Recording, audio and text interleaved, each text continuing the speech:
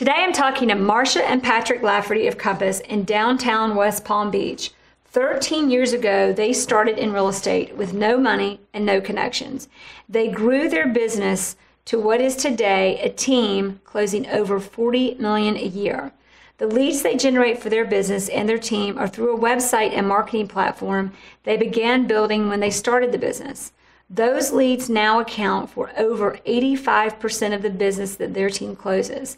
Not only do they have a lead generating machine for their team, they have created a team that brings on new agents to train and retain. Today, we talk about how to build a lead generating team that trains and retains.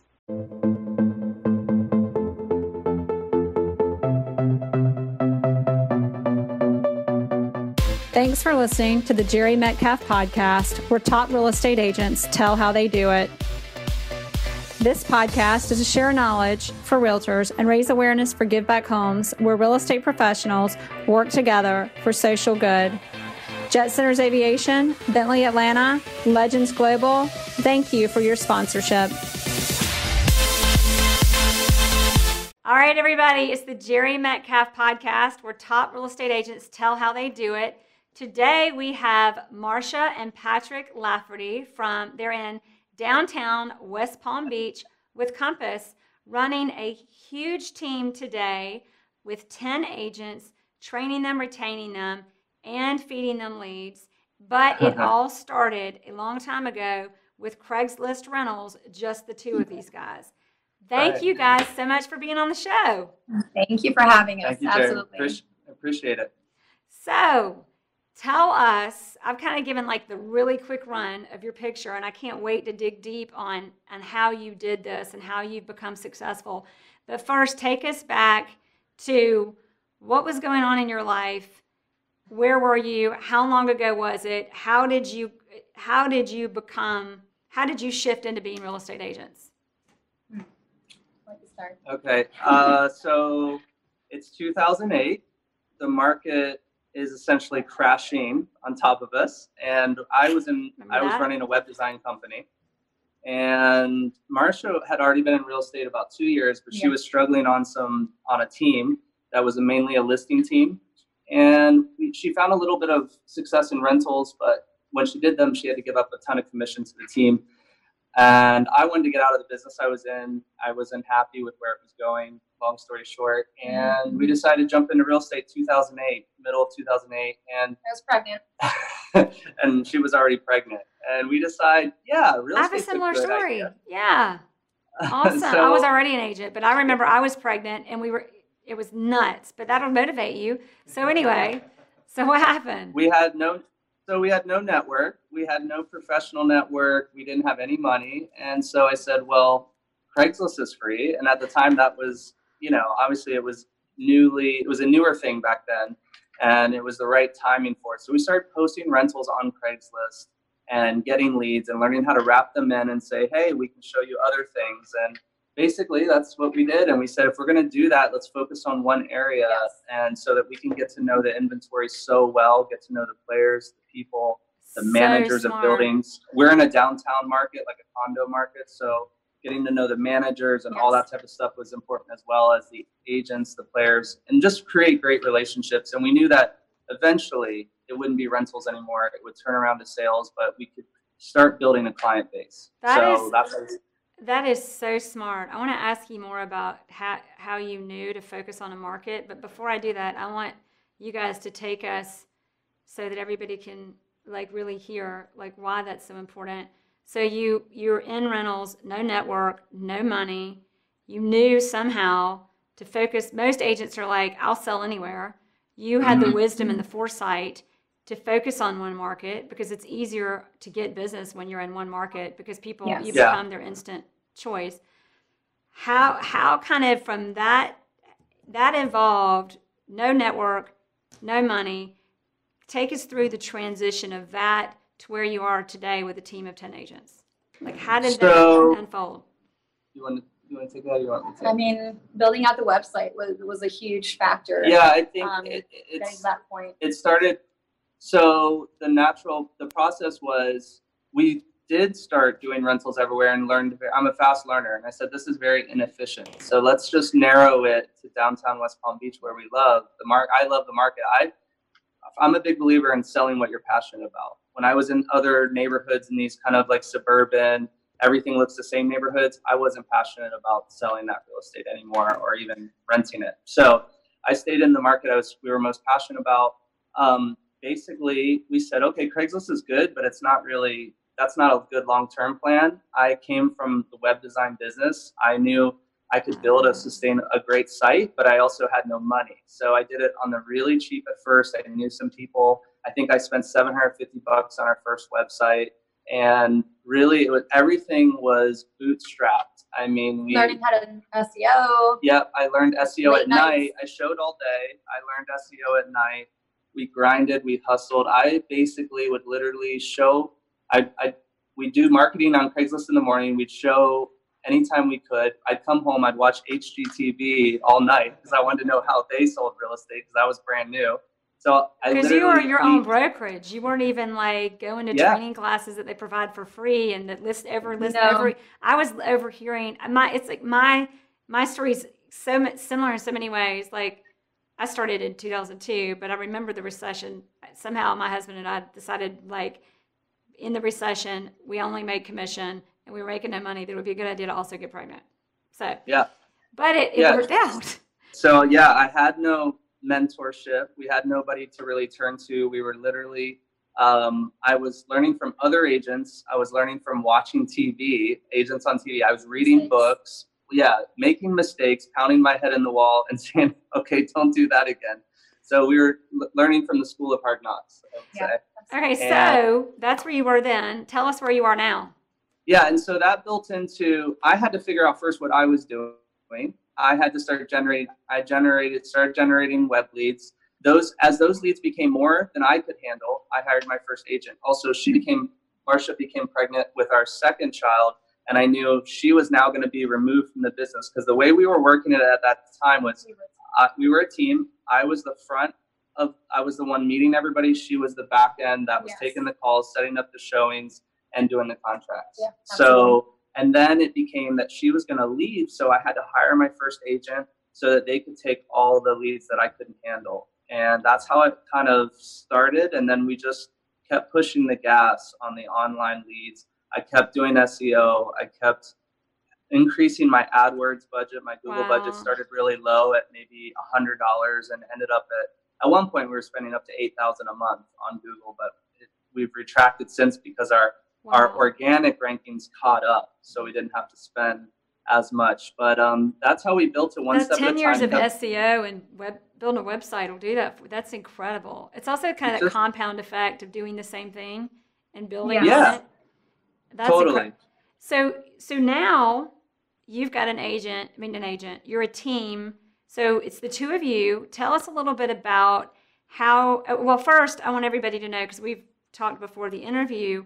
So you started in rentals, then you generated all of these leads, basically, in short, from building a website and using SEO and AdWords. Yep. You do that, you build your business. As you build your business, as your business increases, you get out of rental, you're in rentals, you also get into sales through the rentals. You start taking the sales, you have another agent to take the rentals. And as you increase your price point, you keep feeding the business and the leads to the agent and growing the agents on the team for the business that you're deciding not to take as you grow it. But you also did a lot of focus on not just your own business, but you have a model that focuses on, okay, I'm building a team and I'm going to take this, but I'm going to give the business as it comes also to the other agents as I bring them on the team. And I think you guys said, not to give it all away, but you said 85, some of your team members, is it 85% of their business is coming from these leads? Yes. That's incredible. Yes, and it's organic. You're not buying leads. You've built your own machine that's generating leads that you've built over a 10-year period of time. Mm-hmm. Yeah, it's a little both. About 60% are organic, and maybe 40% we have to pay Google for ads, but we're driving it to our own site. We're not paying Zillow. We're in control of it, and we're not. That's incredible. Our costs are not increasing like paying Zillow for leads, and the quality of those have been getting less and less for Zillow. And I feel quality. Well, and everybody agent. calling Zillow says, "Are you the listing agent?" Right. Right, and then you got it. It's like, what's the point? And I feel like Zillow used to send me leads for free, and I called them and I said, God, "Love you, Zillow. You have your perks, but for that, I'm like, guys, don't send me leads because I don't want to be the agent not returning calls. But these leads are not reflective of my business model, and these people I can't even help. And yes, everybody's thinking, well, Jere, why didn't you refer it out? Because they just call and want to know if you're the listing agent anyway. And I would just give them a listing agent because I'm trying to be a player, like a nice person to work with. But it was like I was the data center for Zillow for free. So and some people are paying. Now I know a lot of you guys out there listening to this show are generating money on it, but for what you guys are doing, you're not even paying. It's incredible. What I love about this interview is this is not how I've built my business. And so it opens my mind to what didn't work for me doesn't mean it doesn't work. It means we all have different talents that we apply to grow our businesses. So now you've got a team. It's the two of you and 10 agents. And is that it? Or do you guys have admin? Or give us the structure. We've got a marketing person, Kaylin. She's wonderful. We added her about a year ago, year and change ago, and we recently had an office administrative person last year. At some point, she had a baby, and people keep having babies. I know. Yes, and we've actually been able to manage without her, and so. At the moment, we have an assistant as well. Yeah, and she kind of doubles as an operations manager and holds the show down. And now she's pregnant, so it's always fun when people are having babies. Yeah, absolutely. So right now it's basically marketing person, but honestly, her role is going to change as well because now that we have Compass, now that we've come under Compass, there's a lot of the things she would do that we have tools for now. And so we're shifting some of her priorities to creating a client experience. So exactly. That's what we're working on. And we're considering hiring an ISA, which is an inside sales agent, to call those leads because response time is really important. Follow-up is really important. And when your agents get busy or they get so many leads, what do? They cherry pick or they don't follow up as well. So that is our challenge. Oh, I love it. So it sounds like you guys have pulled in leads so quickly. You've got a team structure where you bring in agents and you train the agents to handle the leads. And the agents really do, for example, on my team, there's me, an agent who I call him my VP of client experience because he's handling my clients with me and bringing in a little bit of his own business, and another agent that does the same thing and that partners with me, and I help her win business when she needs it. And then we've got, for every agent, we have an admin. Okay. So on your end of it, you guys are like all agents. Here's your lead. Yeah. They're a little bit independent in the aspect of they're handling the business, but they're not in the aspect of what they're getting from you. Because my agents come in, depending on the role, it's 5 or 10 million is the minimum. You guys are bringing in new agents, giving them the business and training them to handle the business, and also you're basically training them to handle the business and feeding them business. Right. Which is huge. It's bringing people in. It's like that, we're on two different ends of the spectrum and they both work. Yeah. Which I love. Yeah. Maybe we should look into your business model on another podcast. I like it. But we really do. We actually value the people that have worked for us and that do work for us. Yeah. And that we really are in the business of actually growing them as well. Yeah. Not just fun. So I think that's what differentiates us is we want to have fun with the people that are working with us as well. We've got a lot of good friends that actually work for us and with us. Yeah. And so, we've really taken it, really upon our shoulders to ensure that they are successful. And it's been so rewarding to see that. That's been huge for us. It's rewarding. It creates loyalty with them and us. It creates a special relationship that, you don't just get otherwise, because we help them create a career and something where they can feed their families with, and they're like growing. We're big on growth. We didn't mention we hired a guy named Richie to kind of life coach and growth coach and keep accountability to the agents. So when I'm busy, there's somebody else there that's pushing the boat forward, so to speak.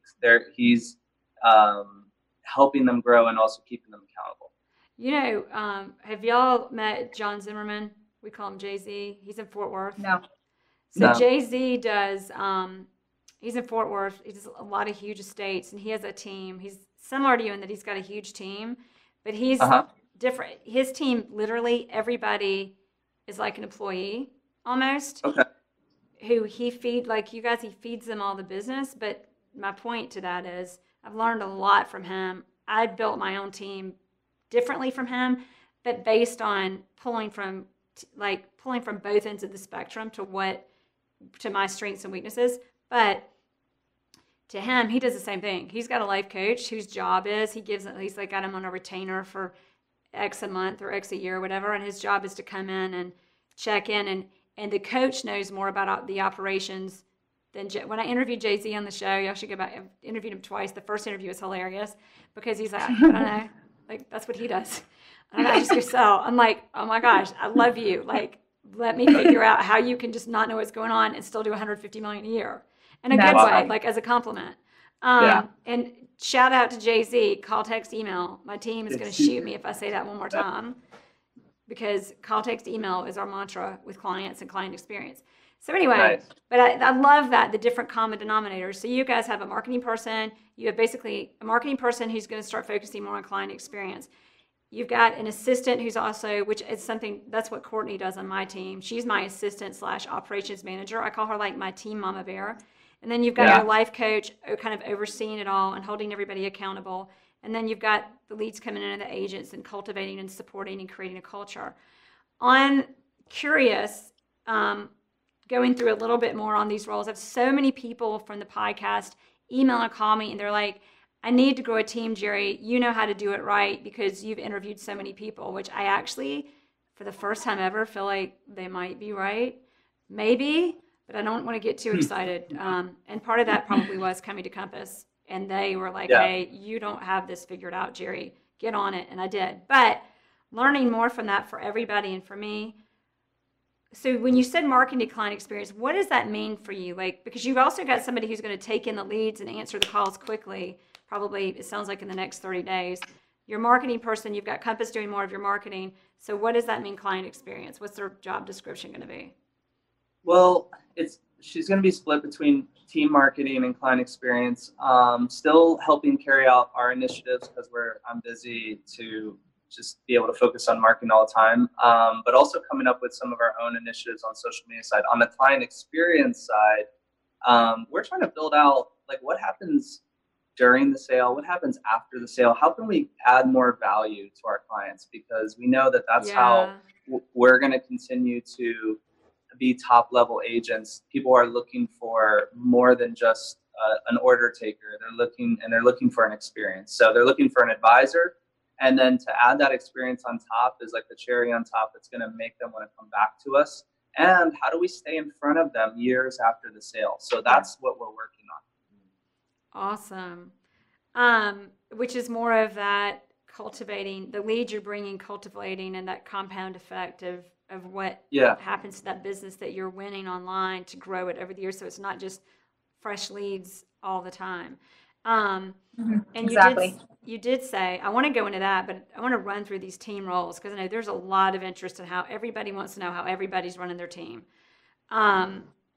Your assistant / operations manager, what is her job? What does that really mean?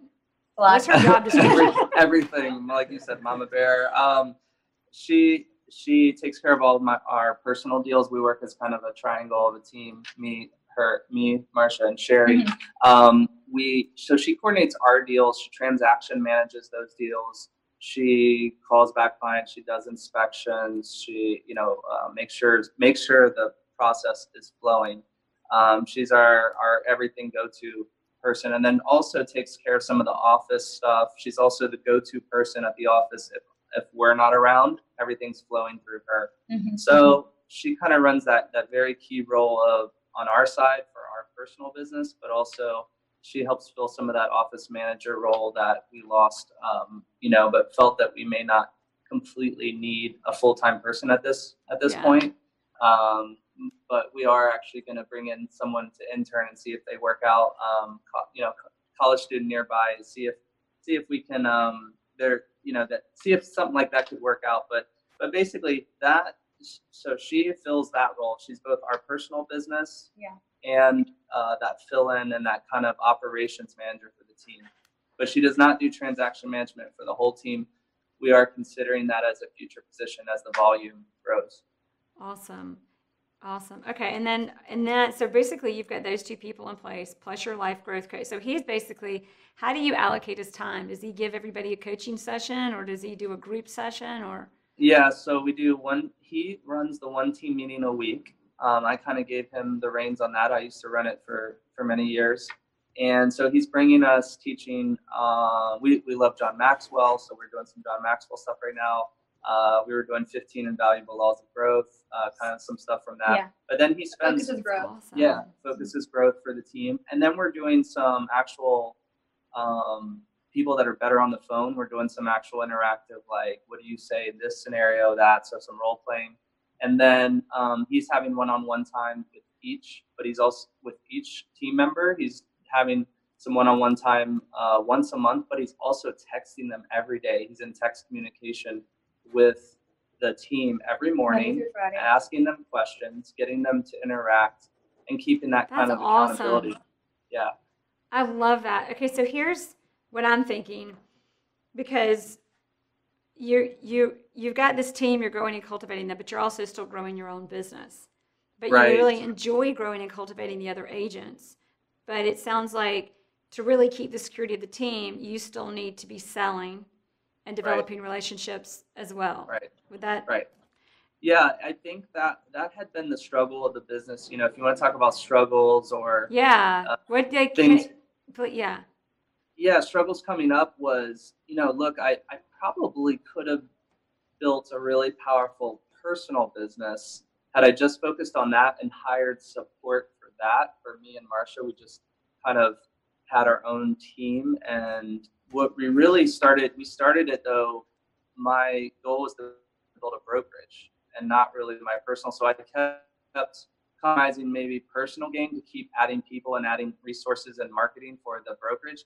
And we didn't become a team until about the beginning of 2018. It was the first time that we actually said, you know what, let's not focus on this brokerage thing anymore. Let's become one big team. But we had some other agents that were kind of doing their own thing. So we had two models going. And then when we joined Compass in late 18, in November, we obviously formally became a team. But my struggle was always and has been time between growing a personal business, and now it's between the team. But I do still need to produce because a lot of the higher end sales come in through, my production. So now I still need to produce, or both of us. Yeah. So, Marcia's like, wait a minute. Yeah. Well, she does a lot of, she's in a role where she can kind of, she works full time. I do work full time, and I also help to manage a lot of our listings because we do have a lot of listings downtown. They need a lot of reassurance, calling, feedback. So I help with that as well. So we've forgotten to mention Marcia is the listing manager, basically. Right. So you do have a listing manager. Right. Yes. And it gets into that life-work balance. She wants to spend time with we have two kids. And, I probably don't. Sometimes I feel, I want to spend more time with them, but she definitely fills that role. Yeah. I do spend a good amount of time with our family and our kids, but, you're always balanced. You're always trying to adjust on that, right? There's a balancing act. Yeah, so exactly. She's more on the side of spending time with them in that 3 to... If we're both going to be in real estate, we can't both be gone until 7 p.m. Right. Exactly. It's crazy, this business. So my husband is a commercial broker, so he works reasonable hours, but he's overly supportive the way you probably are, Marcia, because he gets it. It's good and bad, but it's so much fun. So as far as how things run, how do you guys? It sounds like you guys again have your team and your model, and then you're by the sheer force of what you generate. Rather than referring the business out, you have a team that you build to keep it under your umbrella. Right. Listings, do you have like buyer agents, listing agents? Or it sounds more like everybody takes what they take. Yeah, right now everybody takes what they take, but we are considering moving to more of a formal, like there's a listing team and a buyer's team. Keep in mind, we only came to the team model about a little over a year ago. So we're still, I've read the Red Book many times by Gary Keller. Yeah. It's a good book, but I don't know if, I think, maybe we should talk about online, but I always want to be careful not to sound like I'm disagreeing with people who I respect in our industry. But for what it's, I think it depends on the price point and the location. But I find that it's important that, like on our team, we have, there's only 3 of us. So if it's our listing, it's our listing and our name's on it because we know it. Yeah. And we need to be intimately familiar with it. So, but then the flip side of you want to control the branding and the service. And a listing is your name out there. So that's where I've just created like what you guys have, but I only have 3 agents, not 10. But I've created a system where the listing agent and my listing manager and my closing manager handle every transaction, not just mine, to ensure that the service delivery stays at that level. We're working on that as the volume increases. We had a lot of agents that were just focused on doing rentals, or few, I should say. And so we're trying to get them, as we've made this transition with Compass, we're also trying to get them to, we're trying to figure out how we get so many rental leads naturally because we're in a downtown kind of market, a rental market, and we kind of built that way. So we're just trying to figure out how to continue to monetize that, but we don't want our agents focused on rentals all day. I was going to say, that's probably a challenge because it's hard to say no to business. But when you've got business flowing in like that, and it's going to ultimately feed the business that's lucrative, how do you, it sounds like you're figuring that out, but what have you found most productive or, efficient and lucrative and successful so far? We've encouraged our agents to kind of do what we did as far as, at some point start lessening the rentals, start, really ramp up the sales and start passing them along to the other agents, within the team. So, and that certainly takes place. We have one agent in particular, Seth, where if it's a lower price rental, he won't take it. So he'll pass it along, ask, somebody else on the team, you want to take this lead? It's for a $2,000 rental. And then it's got to be yes or no. So we're considering bringing in just 1 or 2 agents that just do rentals. But then you always have the challenge of they see people doing sales and they'll eventually want to get into that. But we're considering, because all the agents I have, none of them want to focus on just rentals. They see, what's happening with the sales. So we may have to bring 1 or 2 in that just do that and kind of, because we did 400 transactions last year. So about 300. So we haven't talked about, 400 transactions and what kind of volume and what percentage sales, what percentage rentals? It's about 40 million in volume. And we did, so a lot of those, there's about either 280 rentals, something like that. So it's a large rental volume that we did. Yeah, it was huge. So we're trying to slide away from that, but yet it's a huge. That's a lot. It was a large revenue source. And it is a great way. We see it as a great way to start off. Renters become buyers. Many, referrals, buyers. I mean, you do get a lot out of it. Market share. You can make a lot of mistakes and learn a lot doing rentals to warm you up, to get you ready to position you to be a successful real estate agent. Because that's how we started every agent. We started them doing rentals, so they knew that and built them up. So every agent has started the same way. Ground zero, $1,000, $1,500 rentals, and then we'll work you into sales and we'll teach you step by step, baby steps. So yeah, absolutely.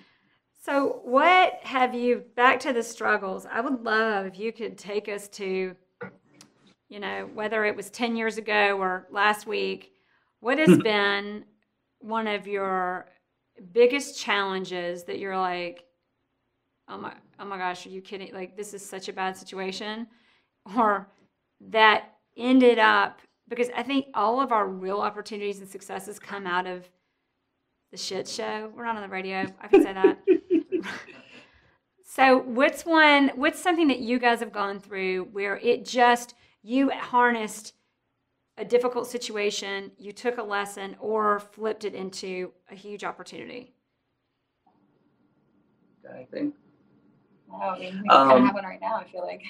Well, here's what I'm going to inspire you, because I can't leave this out, and I kind of interrupted you, but I got to say this. Robert Refkin always says, Robert Refkin, CEO of Compass, as we all know, but for those of you anybody who doesn't pay attention to social media or in the news or whatever, or all of the press, he says, never let a good crisis go wasted. Right. So give us an example of a good crisis you didn't let go wasted. I bet there's lots of them.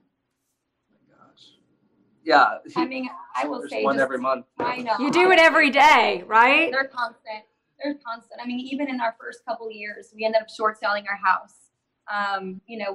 No sales, nothing was selling. Short sales were just starting.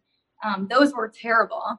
And I think we kind of had so many crises in the beginning that I think it has truly shaped us to who we are today. I think we just recently had one where we had to let our first agent that we really ever hired, we had to part ways. And that was we had been together for 6 years. He was my right-hand, guy. When Marcia went on kind of pregnancy leave, he was the guy I hired, and I taught him everything, and he really helped me run the brokerage for a while. But people grow. Sometimes we're growing and trying to push this way, and not everybody's going with you. And it became a culture issue. And that, caused the divide where maybe their vision of what they wanted maybe what was and not what is now. And we had to let that, it was a couple, and we had to let them go, and we had to figure out just how to move forward without them. And I mean, I cried over it personally. I was very upset. It took me months to kind of come to that. And even the how do we even foresee, how do we foresee doing this without them kind of thing. And so that was those kind of things. I think the move to Compass from a brokerage, that shook everybody. I would say that's the crisis right there. That shook everybody in my organization, in our organization, to boutique, small. It was almost like an identity crisis. And you figured out real quick who was with you and who was considering jumping anyways for other reasons, maybe. Yeah. Right? It kind of put a fast forward on that for you. What'd you say? It kind of fast forwarded you through that in some ways. Totally. And those two things happened around the same time, that couple leaving and the Compass transition happening. It was a time to just make decisions like, okay, well, there's times sometimes in your business where things build up and finally this major change happens and you go, you know what, let's just clear the deck. Let's go ahead and, well, that was painful. Let's do it again. We might as well let this person go, or we might as well change that. We might as well cut this all. Let's just cut it all at once. And so but then you really reevaluate everything, and you have to, start from where you're at after that. And it hurts during it, but it's actually really relieving after it that you did what you needed. What kind of it makes you do things. It probably made you have difficult conversations that you should have had a long time ago. Yes, exactly. In our business, it's the lead got here, you got to respond now. Especially with you, a business generated off of online leads, you've got to respond very quickly. You've got to be on it. There's so many fires to put out every day, because our jobs, I always tell real estate agents, are my favorite. This is a Tony Robbins. Your biggest problem is you think you shouldn't have problems. If we didn't have problems, we wouldn't be valuable. But in that, having problems every day, we're putting fires out so often, it takes a lot of discipline to stop and look at the bigger picture and put things in order. But when you do something like come to Compass or have a culture fit that's not right, it makes you do that. Totally. It makes it happen. It's just like my biggest challenge is like taking the time to back off and slow down, because I get so excited about doing deals and doing business, to do what things like moving to Compass or having bad people on the team makes you do, and do that before those things happen.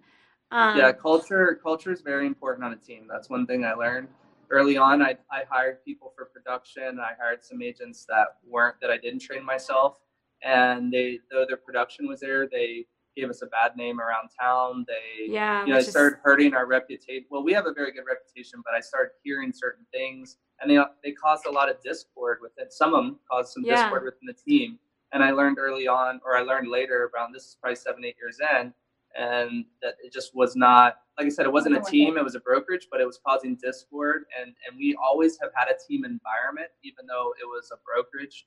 We had a team environment, and they were causing strife within that. And that creates a place other people don't want to come and work. And it causes disunity, and unity is huge in a team. And so we learned there on cultural fit. So what is your biggest advice when you find yourself in that situation of that, like a crisis of having the wrong culture and the wrong fit? Do you have any advice on how you take something like that and how you gracefully get someone who's not a culture fit into a different position, whether it's on the team or probably off the team? And what's the big lesson to make sure it doesn't happen again? I think I'm talking too much. I'll let Marcia. No, it's okay. I think you're like, Jere, come on, like you're putting us on the spot. No, I think at this point we are incredibly choosy when it comes to adding people to our team. Yeah. We've had a few people that have gone bad, years ago. I think it taught us a lesson. It's not just because of the production. So be choosy, be patient. Ask the right questions. We don't hire quickly. We take our time. We're also very upfront about what we expect. That's it right there for me. Be very upfront about what you expect. Be very upfront about I think everybody's a superstar. Everybody I meet, I'm like, you're going to be famous. I mean, I just see talent everywhere and realizing because everybody is talented, but it's are they in the right mindset and being upfront, this is what it's going to be like. This is how hard you're going to have to work, and almost unselling it. And if they're still chomping at the bit, then they're good. Yes. Yeah, I come in with you're not going to make any money the first year, or exactly. You're not going to make any money. You're not going to get a day off. You're going to work late nights. Does that sound good to you? Then you're my man or you're my girl. You're going to question yourself. You're going to question why you got into real estate. Yeah, I take them through that course. You're going to be excited. Then you're going to question why I ever got in this when you're working, 70, 80 hours a week, but there's no money to show for it, but you're investing your time into the future. How does that sound? And if that doesn't sound good to them, like the investment side, because I'll tell people, you may not, your first 2 years, you may make 20, 30, maybe 40, 50, maybe, but know that you're investing all this time into future proceeds, but you're not going to see it today. And you're going to get really frustrated.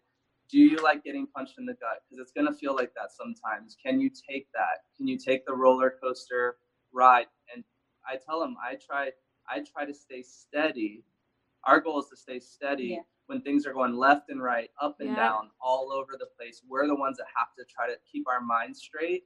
And you have to have a strong gut for this business. 10 years in, you start to realize, and you start to be able to see a little bit better whether people have it or not, whether they at least have the gut, the drive, those, and are they a cultural fit for your organization? You start to look more at culture first, and not as a tail end. Oh, that's a bonus. I start to look through the lens of things that I cannot teach them. I can't teach them how to wake up motivated in the morning, right? I can't teach them. You cannot instill. Bill Rawlings, he's a managing broker at Sotheby's in Atlanta, says, I can teach you, I can tell you, but I cannot, I have a one-liner out there of him, but I cannot instill passion in you. Right. If you don't have that, nothing we can do about it, but we, keep going. We got going because we wanted it bad enough. There was plan A and then plan A and plan A. There was no plan B. It was, I have to feed my family. I have to, you are exactly right. And so if you come with plan B out of the gate, you're going to fail. We just, I love that. Wait, Isaac's going to shoot me. You're going to shoot me because I stopped you, but I don't want to lose that. If you have a plan B, you're going to fail. That's Isaac, I hope you're writing that down. I'm writing that down. If you have a plan B, you're going to fail. Love that. Okay. I think And I Honestly, broke your that's train why of thought, we so keep succeeded. going. But I love that. No, I feel that that's a big reason that we succeeded in such a tough time as 2008, because I went into it with where I'm meant for this. We're going to do this. There is no, I'm going to learn I'm just going to do it. Everything I have to do, I have to read, I have to watch, I have to hustle, I have to do this nonstop until I make it. Yeah. And that's why I said it was And then you keep doing it, by the way, even when you make it. You said until I make it. Oh, yeah. No, and then you keep doing it. But it gets a little easier. Yeah, but that same work ethic translates later. You don't lose it. It's just that is what you need. And we're not, I think most agents that start from scratch and don't have a huge network or lots of money, things like that, they have to have that kind of drive and work ethic. And they have to have that mindset, that tough mindset. And when they get knocked down, they get back up. Yeah. Exactly. So. And they read Never Split the Difference because it helps you get through all that stuff. I wish I'd read that book 15 years ago, but it didn't exist yet. I'm in the middle of it right now, I'm just 2 chapters in, and I'm really wanting to go back. I tend to skip around books sometimes. Yeah. Life changer. I mention it at least every other podcast.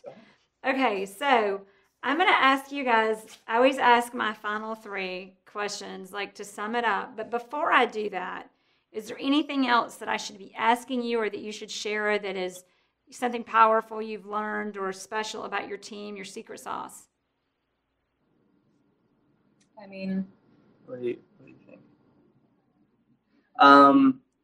Well, I think I said some of it there. I mean, with just what's in you is huge. I think wanting to grow people,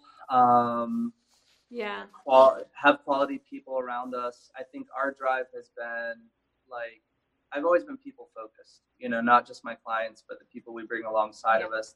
We've both always been excited by how we can help and grow people. We almost feel called, to be honest. That may sound cheesy, but we feel called to the people around us. Well, this podcast is a great example. People are like, why do you do it? I'm like, seriously, I just was called. Isaac remembers before I had it. Isaac was recording me on a radio show, and I was like, no, I need to do a podcast. This is I don't know why, but the podcast is where to go. And everybody was like, that's dumb. And I was like, well, you can say it's dumb, but I'm doing it because it's just I can't not do it. And same thing for you. And even for me in my business and helping people. But, okay, so final 3. Number 1, which is kind of coming back around and Never Split the Difference. What is not mine? Everybody knows mine. What is the book for each of you, Marcia, or is it the same for both of you? What is the book that has most impacted your business, or that you would most recommend we read? I'll let you start off.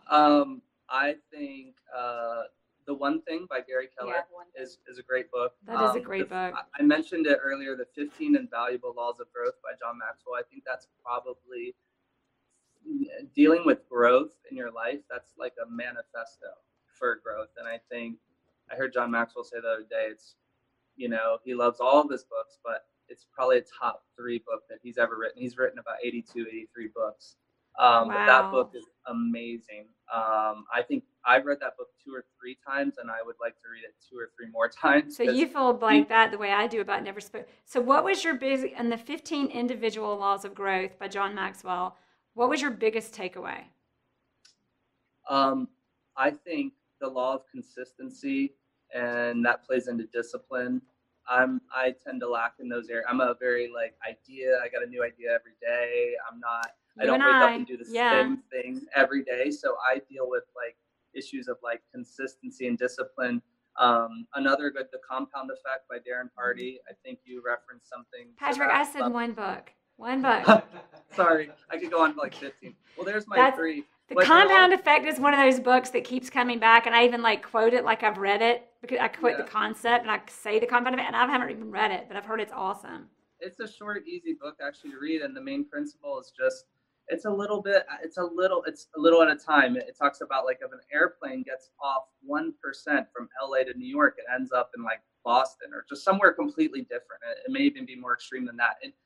because we have to constantly be adjusting our path back, right? Because we can get off the path, and if we stay that way, we end up in a complete different place than we were supposed to be. So he talks about just the compounding effect of doing the right things that increase your business or your personal life every day. If you just keep consistent, what that ends up in 1 year, 5 years, 10 years, etc.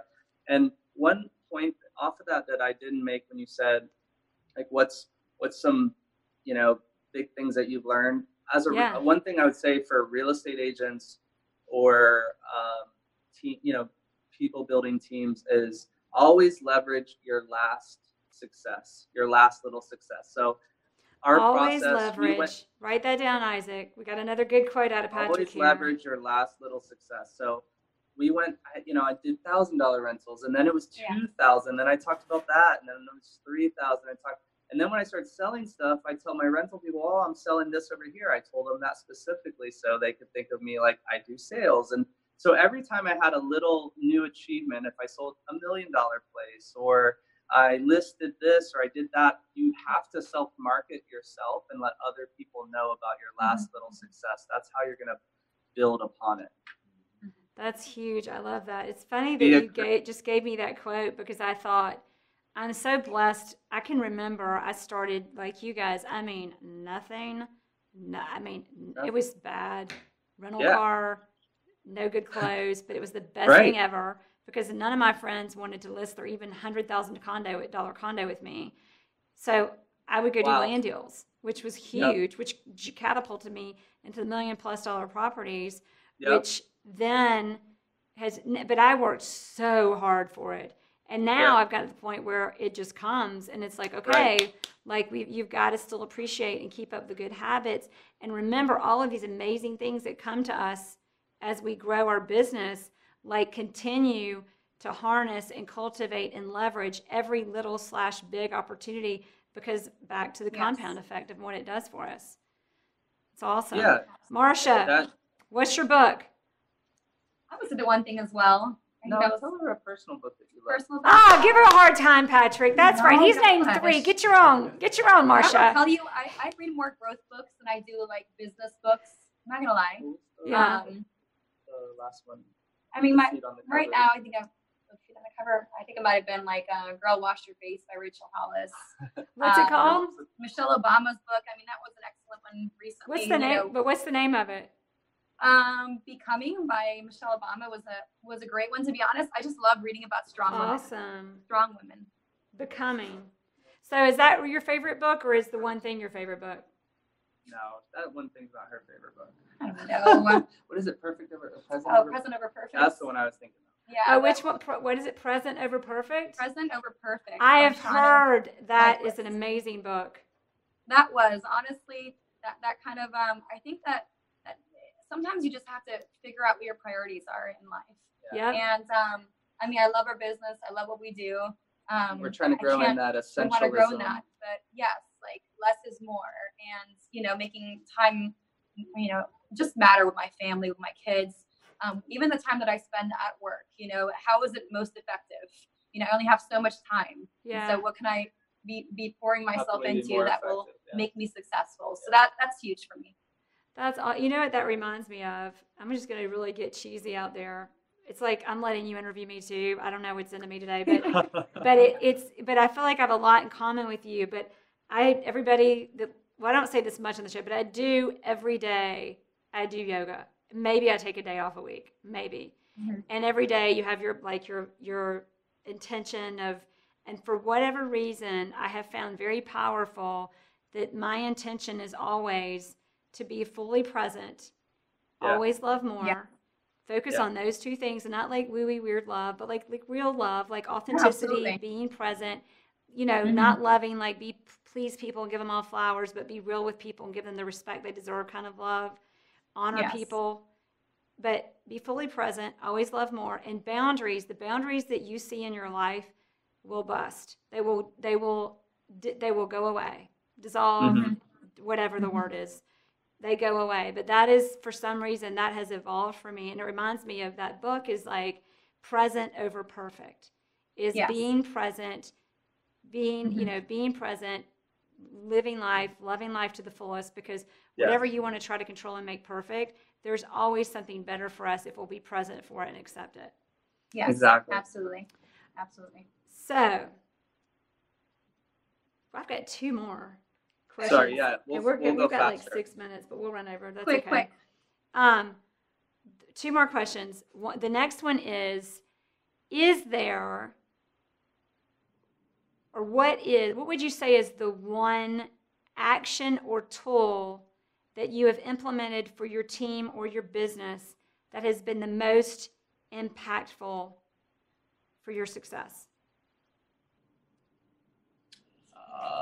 Well, yeah, I would say our CRM is pretty impactful. You have to have, if you're doing a ton of lead gen and you're keeping track, we have, 15,000 people, maybe 20 in our active like lead CRM database. So if you're how keeping many people get in your leads, CRM?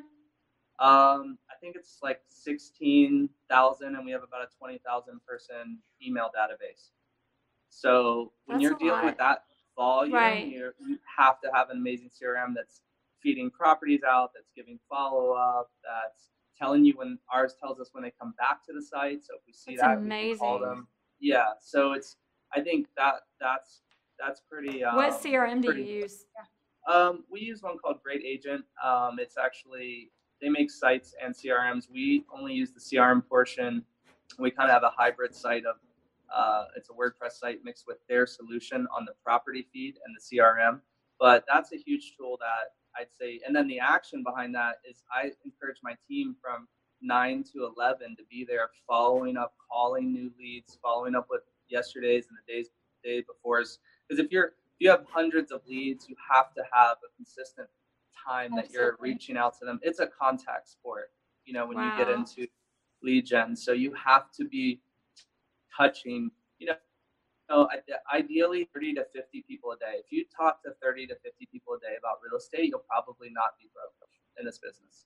Wow, that's huge. That goes back to the consistency and discipline of the 15 Laws of Growth by John Maxwell. There you go. Awesome. So what, Marcia, anything to add to that? No, I agree. The CRM is certainly key. I mean, and the minute you jump into it, you can set up, what do they call it? Just actions.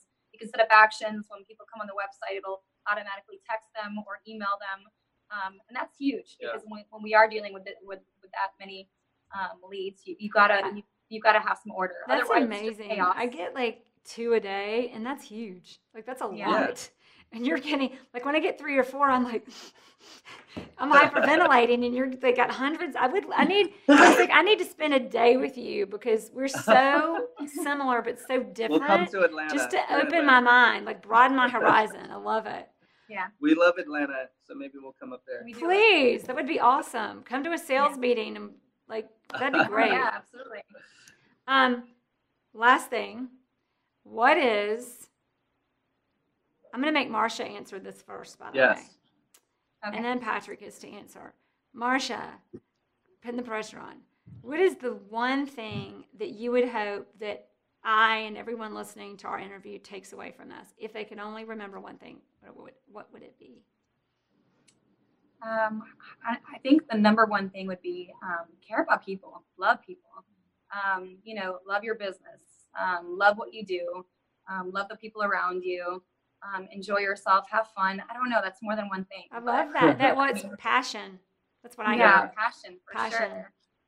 Absolutely. I think this is a people business. Yeah. And how often do we meet realtors that honestly are not people persons? You don't even, I can't even tell that they enjoy the people that they're with. And so I'm not saying we're going to enjoy every single customer and every single seller, but you got to love what you're doing. And you're so right. And of course I'm feeling my oats today, but on that, like loving and not loving and whatever, part of it I think has been through what I've learned from Never Split the Difference. It used to be when people got upset and heated, I felt somehow I would try to own it and take it away, which you can't do. You can't do that for them. You have to be there and support them and get them through it because it can be emotional. But it is when things get heated and when things get to a place that gets so many people frustrated with this business and out of it, honor that and know that if it ever gets there, not that it always does, but when it does, that's our calling, that's our time to be valuable. And that's when people need us most, and not to get upset, but to be present for that and be present for them, because when people are losing it on you or people seem irrational, that's because they trust you and they're comfortable enough with you to go there. And you're the one, like Patrick said, to be the grounding force to bring it back together and guide them for where they need to be for their agenda, not ours. Patrick. Absolutely. Restate the question. What is the one ADD? No. What is the one thing that you would hope, if there's only one thing I and everybody listening to this interview is going to remember, what do you want to make sure that would be? Or what would you hope it would be? I don't know if I got one thing. No, I mean, I think we're done with you. Marcia's was good anyway. Yeah, no, I would just carry on with hers, that we've always been people focused, and it's a people business, both from the agent side and the consumer side. And if you don't love people, because this business will make you very jaded if because you know what I love about that is that so many people say, I want to be a real estate agent because I love houses and I love looking at houses and I love design. But when you become a real estate agent, that's never why you love being in the business. Right. No. Never. And it's exactly what you said, is that our job is to know our market, which I love. We didn't get into that enough about. You had the wisdom to know that to hone in on a market was going to build your business, because you could be efficient, you could know your market. You became the obvious choice for the people in that market. And there's also thinking from a place of abundance and knowing that by doing that, there's so much business in doing that you will still get more hundreds of leads, a week, a day, whatever, that you've got coming in, enough for 10 agents to do more than half of their business on a market where so many people think, I can't do that because I'll limit. That's a scarcity mindset. And I get that from actually Tony Robbins and Liz Bentley. But yeah, it's a people business. But anything else to add to that? I think you kind of summed it up. But. Well, just that's some. But to go, your other point, one thing I didn't get to say was, go small to go big in this business, which gets into the niche thing. I feel I preach to my agents and stuff. You don't go to the general physician if you have a heart problem. You go to the cardiologist. We should view ourselves more, how do we become more of a specialist? Because I think as the internet, iBuyer, the Zillows, the Redfins, all that happens, what's going to set you apart even more is that you are specialized in this area or this product type, and you are one of maybe 5 that can do that in the world, that are that good, or one of 10, whatever it is, but you are set apart in your marketplace. So go small to go big. Go small to go big. This guy's full of them. I mean, 3 awesome quotes that I've caught just in the interview, because I'll listen and hear more. But go small to go big. Yeah, it's so important to have a niche in real estate. It's going to become even more important as the internet, as companies continue to try to take out the real estate agent, it's going to be so important to be so to have so much understanding of a certain market segment that you become the go-to person in that, whether it's price point in that area or that condo market or that neighborhood, whatever it is, waterfront, whatever. With where this industry is going, technology is building in a way that agents need technology. But when you become specialized in a way that there's things that technology can and will never do. And when you're specialized, when that happens, not only does the customer need you, but now the technology companies, Compass or not Compass or whatever, that can't replace that at all. You should have more value than what somebody can find on the internet. When they talk to you, you should tell them more in 5 minutes than it took them hours and hours and hours on the internet to figure out 1/10 of that. Exactly. And the other thing about what you're saying is it's focusing on I think we come into this business and it's human nature. Everybody's what's in it for me, and we always will be, because that's kind of a survive or thrive. I don't like the word survive. It's maybe a focus to thrive, but well, maybe that's a survive, and to thrive, it's focus on the client. What does the client need that they can't get anywhere else? Or one thing, I quote Fabienne Fredrickson all the time on the show. She's a coach, and I don't know if she's in Connecticut or France or both, but I've worked with her a lot, and she says that what is it that's keeping your clients up at night? The thing that they're searching on the internet for 5 hours that you can give them into 10 minutes. Yeah. Things like that. Yeah, what can you do to do that for your client? Focus on the client experience.